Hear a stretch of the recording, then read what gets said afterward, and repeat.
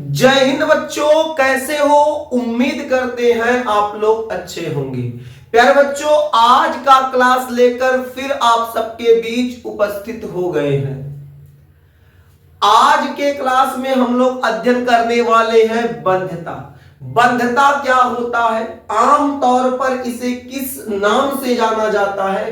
क्या बंध्यता के अलावा इसका कोई दूसरा नाम भी है? पूरी जानकारी आज के क्लास में देंगे। बंध्यता से यदि एग्जाम में प्रश्न आ जाए तो मां कसम प्रश्न छूटेगा नहीं, पूरा प्रश्न आपसे बनेगा। बस कंडीशन ये है कि क्लास के अंत तक आप बने रहिएगा। यदि आप क्लास के अंत तक बने रहते हैं तो बाबू, मेरे देश के नौजवान, यहां से प्रश्न नहीं छूटने पाएगा। सबसे पहले मुस्कुराते हुए हेडिंग कर लीजिए बंध्यता। बंध्यता क्या होता है? देखिए मेरे देश के नौजवान, पूरे विश्व में लाखों ऐसे दाम्पत्य हैं। दाम्पत्य का मतलब होता है पति पत्नी। दाम्पत्य शब्द का जब हम प्रयोग करेंगे आप समझेंगे बाबू पति पत्नी की बात हो रही है।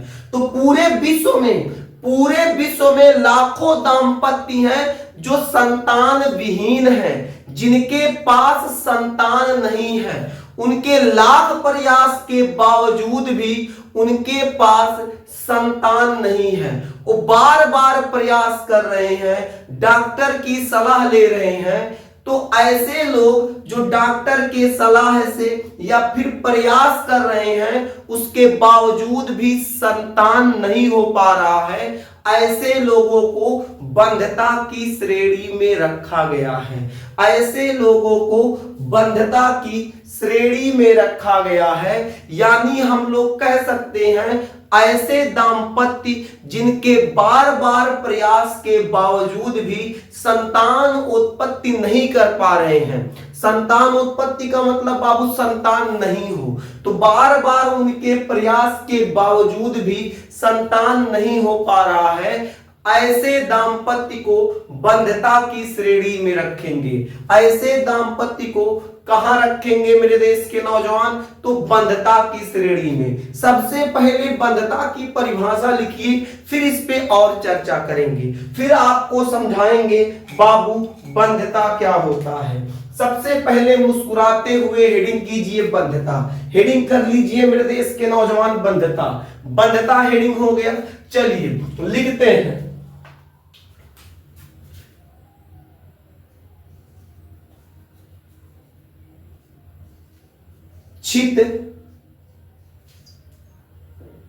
चित संभोग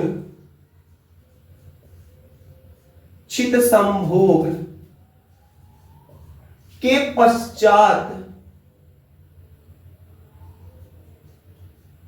चित संभोग के पश्चात भी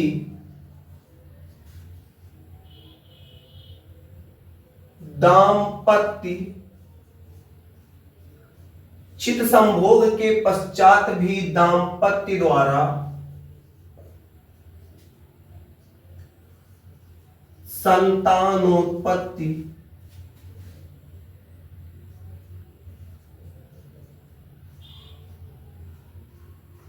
चित संभोग के पश्चात भी दाम्पत्य द्वारा संतान उत्पत्ति नहीं कर पाना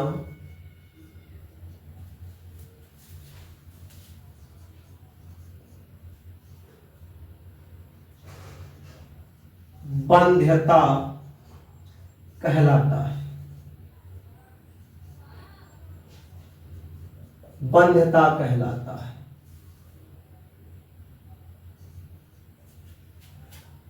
यानी कहने का मतलब क्या है? चित संभोग क्या है? चित संभोग का मतलब होगा बाबू ऐसा संभोग जिसमें नर और मादा दोनों संतुष्ट हों। दोनों संतुष्ट हो, नर और मादा के संभोग में कोई व्यवधान ना हो, आसानी से संभोग कर ले, यानी संतुष्ट जनक संभोग कर ले, उसके बावजूद भी बाबू संतान नहीं हो पाए।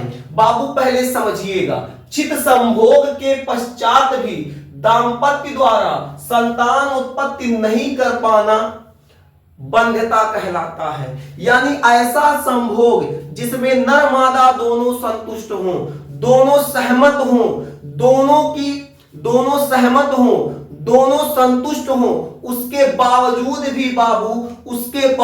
भी वो दाम्पत्य संतान उत्पत्ति नहीं कर पा रहे हैं, संतान को जन्म नहीं दे पा रहे हैं, किसी कारणवश बाबू संतान उत्पत्ति नहीं हो रहा है, तो ऐसी समस्या को बंध्यता कहेंगे। ऐसी समस्या को मेरे देश के नौजवान बंध्यता कहा जाएगा। यानी छिद संभोग के पश्चात भी दाम्पत्य द्वारा संतान उत्पत्ति नहीं कर पाना बंध्यता कहलाता है। यानी जिन दाम्पत्य के बच्चे नहीं हैं उनको बाबू बंध्यता की श्रेणी में रखा जाएगा। देहात में बाबू बंध्यता को बांझपन कहा जाता है। यानी हम लोग कह सकते हैं ये जो बंध्यता शब्द है हमारे यहाँ आमतौर पे क्या कहा जाता है, बांझपन। यानी कह सकते हैं इसे बांझपन के नाम से, इसे बांझपन के नाम से भी जाना जाता है।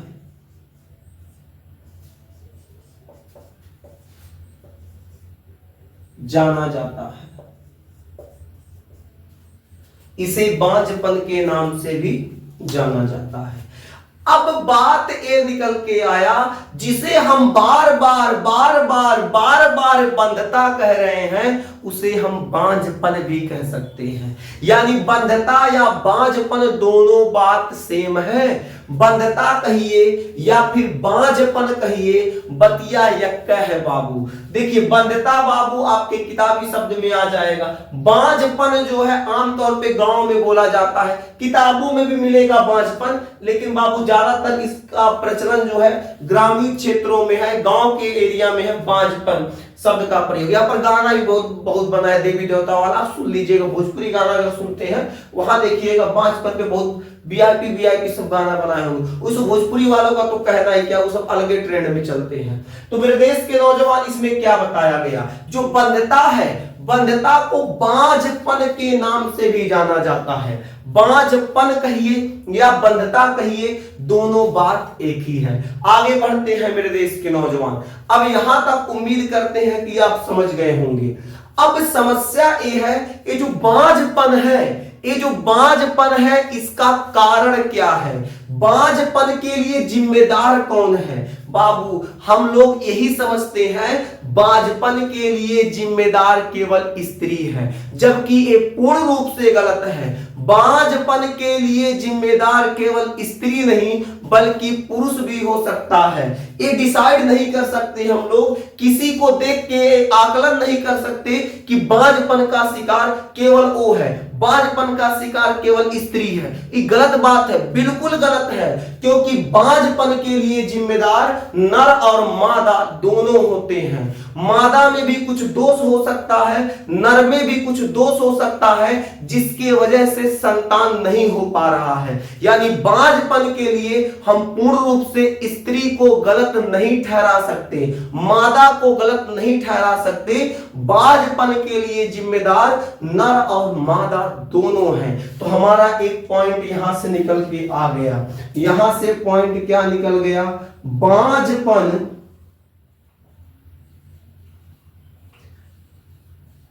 के लिए,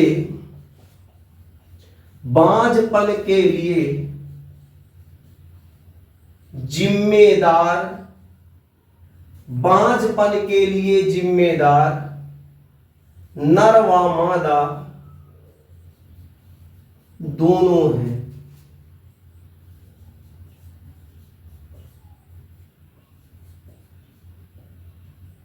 दोनों हैं, बांझपन के लिए जिम्मेदार नर व मादा दोनों हैं। अब आप कहेंगे सर बांझपन के लिए जिम्मेदार नर भी होगा, हम कहें बिल्कुल सही बाबू, मादा भी होगी, हम कहें यह बात आपका सही है। सर कैसे, कुछ रीजन बता दीजिए।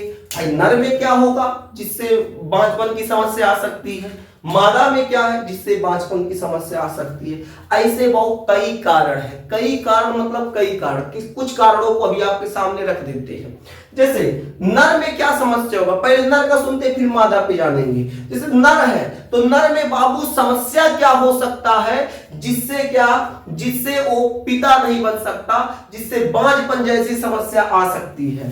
देखिए नर में समस्या क्या हो सकता है, नर में सबसे बड़ी समस्या ये है कि उसके अंदर कम वीर्य का बनना। जब कम वीर्य बनेगा तो उसमें शुक्राणुओं की संख्या भी कम होगी, यानी जब कम वीर्य बनेगा और शुक्राणु कम होगा तो उस कंडीशन में बाबू बच्चा रुकने की संभावना ना के बराबर होती है। बच्चा रुकने की संभावना जो है वो बिल्कुल ना के बराबर होती है। यानी हम लोग क्या कह सकते हैं, सबसे पहला कारण आ जाएगा कम वीर्य का बनना। यानी अगर किसी नर के अंदर कम वीर्य बन रहा है और उन वीर्य में शुक्राणुओं की संख्या भी कम है तो हो सकता है वो नर बाबू पिता ना बन पाए। दूसरा कारण क्या हो सकता है, शिश्न का छोटा होना। अगर किसी नर का शिश्न बहुत अल्प है, छोटा है, जिससे क्या हो रहा है, वीर्य जब उसमें से निकल रहा है तो मादा के गर्भाशय तक या योनि के अंतिम सिरे तक ना पहुंच पाए, जिससे क्या होता, मादा गर्भ धारण नहीं कर पाए। तो ये दूसरा कारण हो जाएगा। पहला कारण क्या होगा, तो पहला कारण हो जाएगा कम शुक्राणु का बनना। दूसरा कारण अल्प शिश्न हो जाएगा, छोटा शिश्न हो जाएगा। तीसरा कारण क्या हो सकता है, तीसरा कारण बाबू ये होगा कि जो नर होगा, नर का जो शुक्राणु होगा, शुक्राणु की संख्या कम बने, कम बनने के साथ साथ वो मरा हुआ हो, या फिर पर्याप्त मात्रा में वीर्य तो बन रहा है, पर्याप्त मात्रा में शुक्राणु बन रहा है, लेकिन शुक्राणु जो है वो मरा हुआ है, शुक्राणु सक्रिय नहीं है, शुक्राणु निष्क्रिय है। तो इस कंडीशन में भी बाबू वो नर पिता नहीं बन सकता। वीर्य भरपूर मात्रा में बन रहा है, शुक्राणु भरपूर मात्रा में बन रहा है, उसमें उपस्थित जो शुक्राणु है वो बाबू सक्रिय नहीं है, मरे हुए हैं। इस कंडीशन में भी नर पिता नहीं बन सकता। तो नर में क्या दोष हो सकता है, बांझपन के लिए, तो नर में बाबू दोष हो जाएगा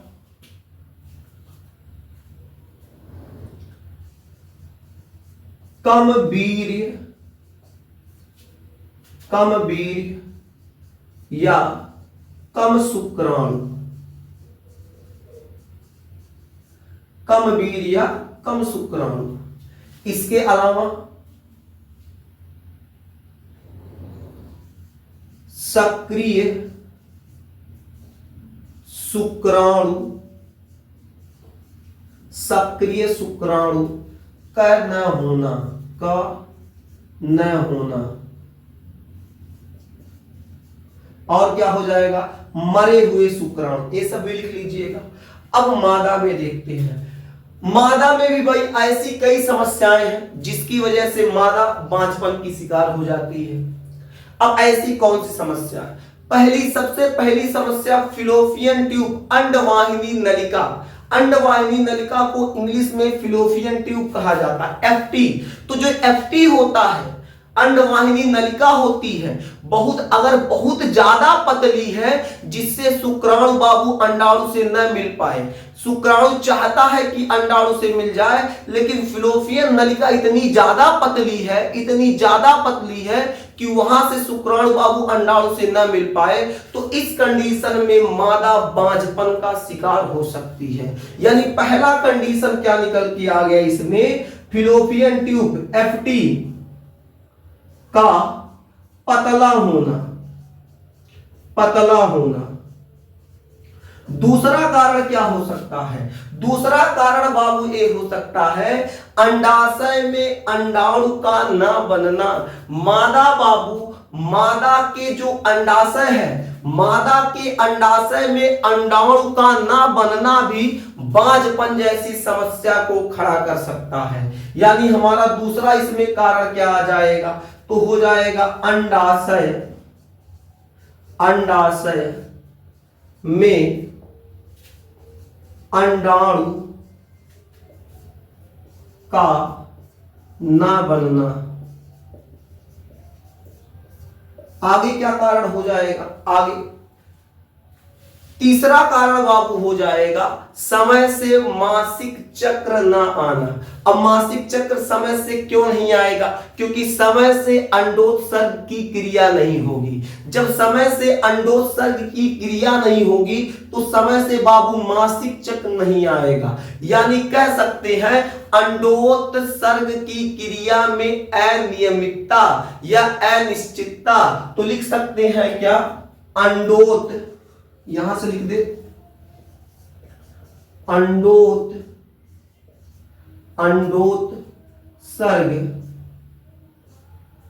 अंडोत्सर्ग की क्रिया में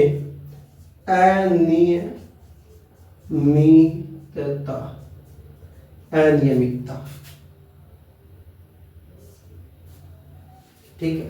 या जो ग्रीवा होता है, योनि के बाद ग्रीवा आएगा, ग्रीवा का बहुत ज्यादा पतला होना भी, ठीक है, ग्रीवा का बहुत ज्यादा पतला होना भी क्या हो सकता है? बांझपन जैसी समस्या को खड़ा कर सकता है। ऐसी बाबू कई समस्याएं हैं, कई समस्याएं मतलब कई समस्याएं। अभी जिसमें से कुछ समस्याओं को आपको बता दिया गया। पहला हो जाएगा एफटी का पतला होना, अंडाशय में अंडाणु का न बनना, अंडोत्सर्ग की क्रिया में अनियमितता होना, ग्रीवा का पतला होना, मादा में निषेचन हो गया, सब कुछ हो गया, लेकिन बाबू गर्भकाल पूर्ण होने से पूर्व गर्भपात हो जाना, बच्चा खराब हो जाना, ऐसा कई कारण हो सकता है। कई मतलब कई कारण हो सकते हैं। तो बाबू हम लोग जिम्मेदार बिल्कुल मादा को नहीं ठहरा सकते, क्योंकि आप देख सकते हैं मादा के अंदर भी कुछ कमियां आ सकती हैं, नर के अंदर भी कुछ कमियां आ सकती हैं। जब दोनों में ये सब कमियां नहीं रहेंगी तब जाके नर और मादा के द्वारा एक अच्छे से बच्चे का जन्म होगा। उस समय क्या होगा? बांझपन की समस्या नहीं होगी। ये अगर नर और मादा में किसी भी प्रकार का कोई भी समस्या है तो बाबू मादा गर्भ धारण नहीं कर पाएगी। नर में समस्या होगा फिर भी मादा गर्भ धारण नहीं कर पाएगी, मादा में समस्या होगा फिर भी मादा गर्भ धारण नहीं कर पाएगी। यानी हम लोग कह सकते हैं बांझपन के लिए जिम्मेदार नर और मादा दोनों होते हैं। अब होता क्या है, कुछ महिलाओं में क्या होता है, कुछ महिलाओं में सब नॉर्मल होता है, पुरुष में भी सब नॉर्मल होता है, उसके बाद भी मादा गर्भ धारण नहीं कर पाती। तो बाबू बांझपन जो होता है, बांझपन को दो श्रेणियों में बांटा गया है। यही लिख देते हैं, जो बांझपन होता है, जो बांझपन होगा बाबू, बांझपन को बाबू दो श्रेणियों में बांटा गया है। जो पहली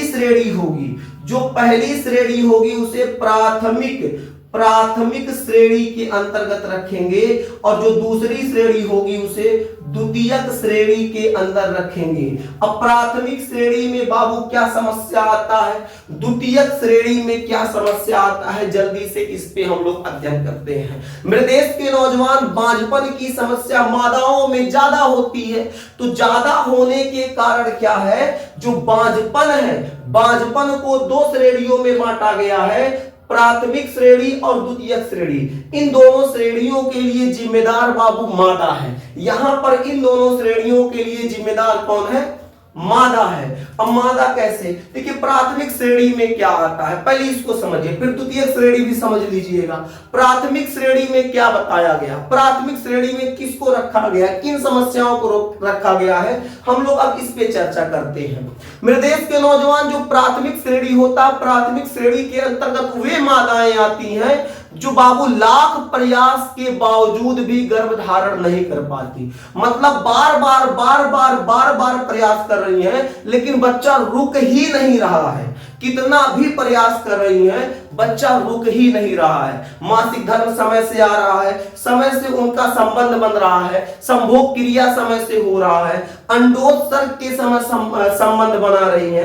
अंडोत्सर्ग के समय बाबू जो वीर्य होता है, जो वीर्य में शुक्राणु होगा, शुक्राणु अंदर जा रहा है, उसके बावजूद भी मादा गर्भ धारण नहीं कर पा रही है, तो बाबू उसे प्राथमिक श्रेणी में रखेंगे। यानी प्राथमिक श्रेणी में वे मादाएं आएंगी जो गर्भ धारण नहीं कर पा रही हैं, ऐसी मादाओं को प्राथमिक श्रेणी में। द्वितीयक श्रेणी में वे मादाएं आएंगी जो बाबू गर्भ तो धारण कर लेती हैं, गर्भ धारण कर लेती हैं, लेकिन 9 माह पूर्व होने से पूर्व, 9 माह से पहले ही उनका बच्चा बाबू खराब हो जाता है। यानी कह सकते हैं द्वितीयक श्रेणी में वे मादाएं आएंगी जिनका गर्भकाल पूर्ण होने से पूर्व ही बाबू जो उसका बच्चा होगा, जो उसका गर्भ होगा, गर्भ समाप्त हो जाएगा, बच्चा खराब हो जाएगा, ऐसी मादाओं को द्वितीयक श्रेणी में रखते हैं। तो इन समस्याओं के निदान के लिए भी कुछ टेक्नोलॉजी लाया गया है,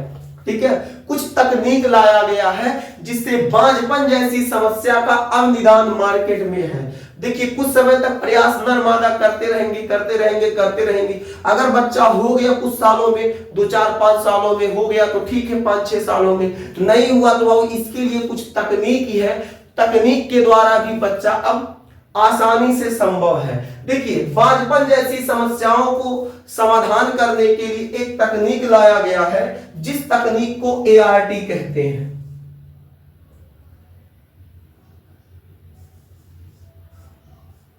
ART कहते हैं, क्या कहते हैं? ART, assisted reproductive technique, assisted reproductive technique. इसे हम लोग बाबू हिंदी में इसे सहायक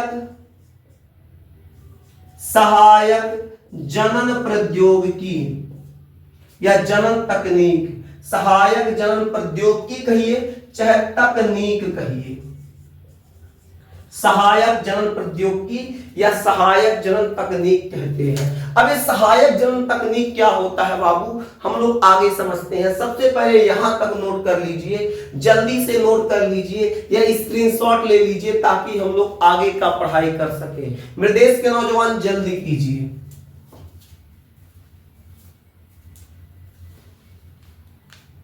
चलिए मेरे देश के अच्छे बच्चे, अब हम लोग पढ़ते हैं अंतःगर्भाशयी शुक्राणु सेचन। मेरे देश के नौजवान अब हम लोग क्या पढ़ेंगे? अंतःगर्भाशयी शुक्राणु सेचन पढ़ेंगे। अंतःगर्भाशयी शुक्राणु सेचन क्या होता है बाबू? एक सहायक जनन प्रौद्योगिकी के अंतर्गत आता है। अभी आपको बताया गया सहायक जनन प्रौद्योगिकी जो होता है, सहायक जनन प्रौद्योगिकी की सहायता से कुछ तकनीकों के माध्यम से बांझपन जैसी समस्याओं का समाधान किया जाता है।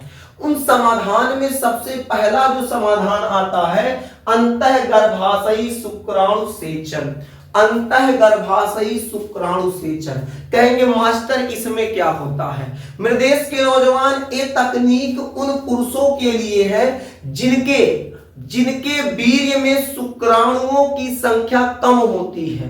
यानी ऐसे पुरुष जिनके वीर्य में शुक्राणुओं की संख्या कम होती है या शुक्राणु कम सक्रिय होते हैं, उन पुरुषों के लिए बाबू ये तकनीक बहुत बेहतर है। इस तकनीक के माध्यम से नर और मादा दोनों बाबू माता और पिता बन सकते हैं, यानी उस दाम्पत्य को बाबू संतान हो सकता है इस तकनीक के माध्यम से। पूरा तकनीक का पूरा प्रोसेस बताएंगे बाबू, क्लास के अंत तक बने रहिएगा, क्लास को स्किप ना कीजिएगा।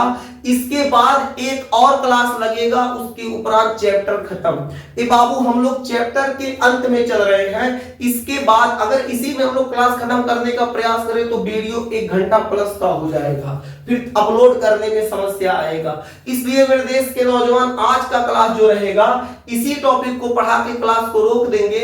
उसके उपरांत फिर जो टॉपिक बचा हुआ है अगले क्लास में डिस्कस करेंगे। अगले क्लास में बाबू ये चैप्टर समाप्त हो जाएगा। अभी हम लोग बात करने वाले हैं, अभी हम लोग चर्चा करेंगे अंतःगर्भाशयी शुक्राणु सेचन। भाई साहब इसमें क्या होगा? अभी आपको बताया गया ये केवल पुरुषों के लिए तकनीक है, उन पुरुषों के लिए जिनके वीर्य में शुक्राणुओं की संख्या कम है, जिनका शुक्राणु कम सक्रिय है, उन पुरुषों के लिए बाबू रामबाण इलाज है, रामबाण तकनीक है। ये तकनीक काम कैसे करता है, इस पे थोड़ा सा बात कर लेते हैं। जिन पुरुषों में शुक्राणुओं की संख्या कम होती है या शुक्राणु कम सक्रिय होते हैं, सबसे पहले उन पुरुषों में से शुक्राणु को निकाल लिया जाता है। अब शुक्राणु निकाला कैसे जाएगा? डॉक्टर इतना बड़ा डिब्बी देगा, कहेगा यही डिब्बी में ले जाओ और ले जाके अपना वीर्य निकाल के लाओ, तो जाएगा अपना वीर्य निकाल के लाएगा। डॉक्टर उस वीर्य को बाबू ले जाके लैब में रखेगा और लैब में इसे कांच का प्लेट होगा, कांच का प्लेट रखेगा, वही पे इसे वीर्य पूरा चितरा देगा, गिरा देगा इसे। और जब गिरा देगा उसमें से खोज खोज के जो एक्टिव शुक्राणु होंगे, जो सक्रिय शुक्राणु होंगे, खोज के वहीं में से निकाल लेगा, किनारा देगा, किनारे हो तुम सक्रिय हो साइड हो, तुम निष्क्रिय हो साइड हो, तुम निष्क्रिय हो हट जाओ, सक्रिय हो आ जाओ। तो सक्रिय शुक्राणुओं को वहां डॉक्टर क्या करता है, एक स्लाइड पर क्या कर देता है, कलेक्ट करता है। कलेक्ट कैसे करेगा? तो सूक्ष्मदर्शी की सहायता से उन शुक्राणुओं को ऐसे कलेक्ट कर लेगा, इकट्ठा कर लेगा और उसके बाद एक पाइप में डाल देगा। ऐसे पाइप रहेगा, पाइपों में डाल देगा।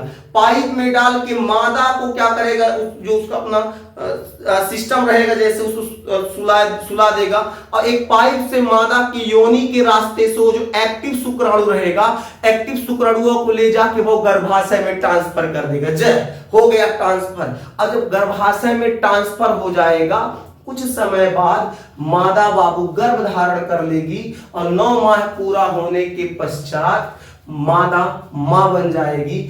इस कंडीशन से, इस समस्या से, जो बांझपन जैसी समस्या है, बांझपन जैसी समस्या से बाबू इस तकनीक के माध्यम से वो दाम्पत्य निदान पा जाएंगे। यानी अभी क्या बताया गया, आपको बताया गया कि जो नर होगा, नर का शुक्राणु ले लिया जाएगा, लैब में प्रयोगशाला में ले जाके सक्रिय शुक्राणुओं को अलग किया जाएगा। उसके बाद एक पाइप के रास्ते से मादा के योनि में प्रवेश कराया जाएगा या गर्भाशय तक प्रवेश करा दिया जाएगा और मां क्या होगी, गर्भ धारण कर लेगी। मां नहीं कह सकते, मादा जब गर्भ धारण करेगी, बच्चा पैदा होगा तब मां बनेगी।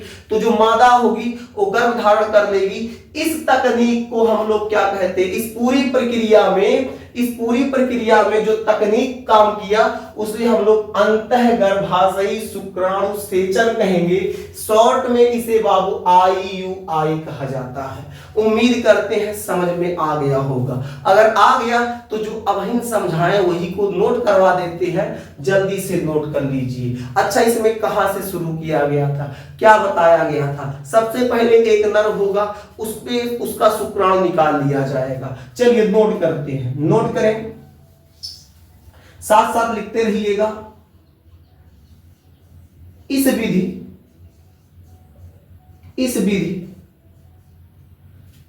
विधि का उपयोग या प्रयोग लिख सकते हैं।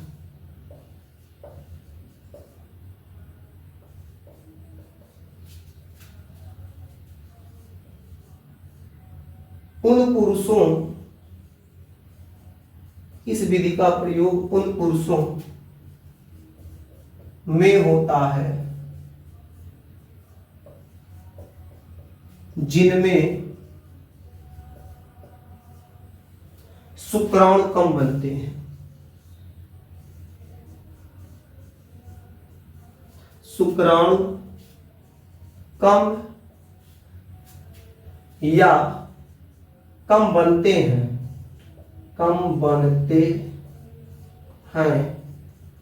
या कम सक्रिय हैं।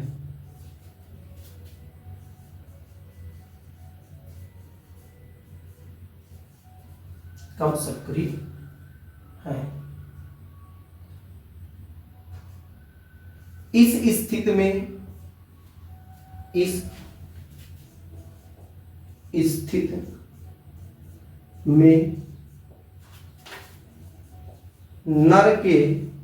नर लिखो या पुरुष लिख लो, नर के शुक्राणु, नर के शुक्राणु में से सक्रिय शुक्राणुओं को, सक्रिय शुक्राणुओं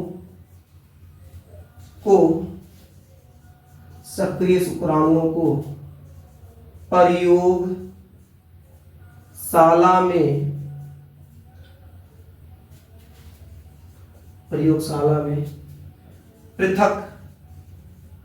पृथक कर लिया जाता है।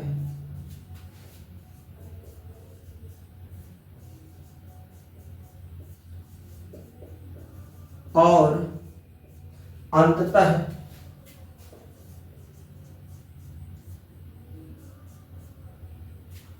मादा के योनि या गर्भाशय तक रोपित कर दिया जाता है।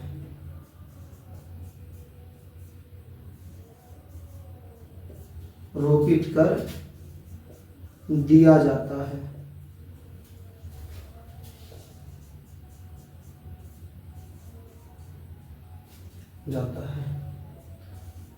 इस तकनीक को अंतः गर्भाशयी शुक्राणु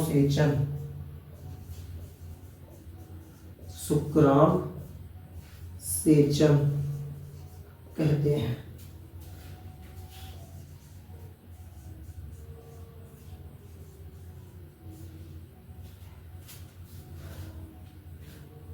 समझ में आ गया मेरे देश के अच्छे बच्चे? बोलिए, पढ़ के सुना दे।